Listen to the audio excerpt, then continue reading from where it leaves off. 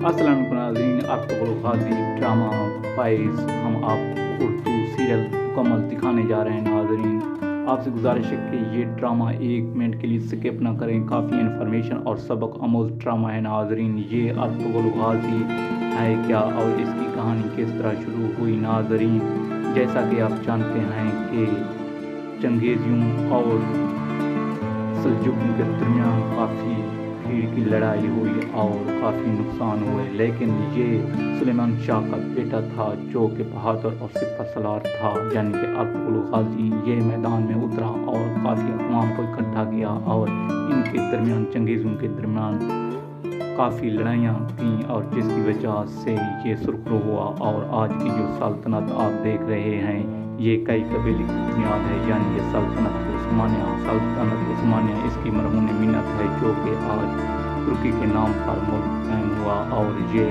کافی محنت اور قربانیوں کے بعد یہ ملک قائم ہوا۔ یہ کاوش سلجوقیوں اور چنگیزیوں کو کافی نقصان پہنچا۔